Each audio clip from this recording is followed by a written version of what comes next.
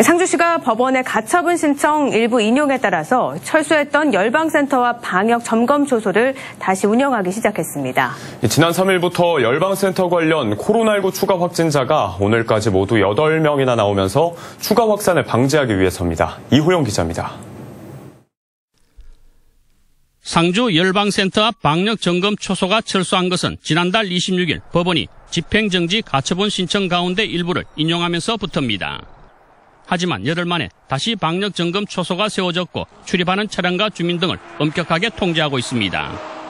이렇게 다시 통제가 시작된 것은 지난주부터 열방센터 안에서 코로나19 확진자가 추가로 발생하고 있기 때문입니다. 지난 3일 시설 점검차 열방센터를 찾은 관계자가 대전에서 추가 확진자로 밝혀졌고 연이어 센터 안에 거주 중인 부인과 자녀 등 2명 그리고 다른 주민 3명도 추가로 확진됐습니다. 또 이들과 접촉한 화성 면민 1명이 확진됐습니다. 오늘도 열방센터 내 유치원생 1명이 추가 확진되는 등 6일 사이 열방센터 관련 확진자가 8명으로 늘었습니다. 상주시는 이에 따라 지난주 화서면 행정복지센터에 임시선별진료소를 설치해 공범과 화령초등학교 학생 등 주민 282명에 대해 검사를 완료했습니다.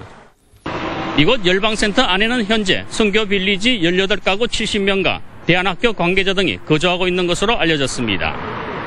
열방센터 안에서 코로나19 확진자가 추가로 발생해도 상주시는 다시 완전히 통제하기는 어렵다는 입장입니다. 우리 시에서는 법원의 가처분 신청 인용 결정 내용에 따라서 미션 빌리지 거주자, 대안학교 관련자 외에는 출입을 엄격하게 통제하도록 하겠습니다. 하지만 오는 15일 대안학교가 새 학기를 시작할 것으로 알려지면서 상주시는 유전자 증폭 검사와 자발적인 방역을 요구하는 등 긴장하고 있습니다. 열방센터에 대한 지역 주민의 불만도 다시 높아지고 있습니다. 일하고 있는데 계속 여기서 감시하는 거예요. 여기가 북한이에요?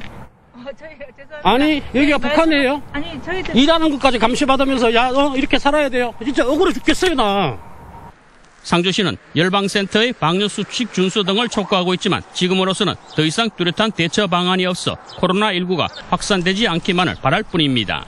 MBC 뉴스 이호영입니다.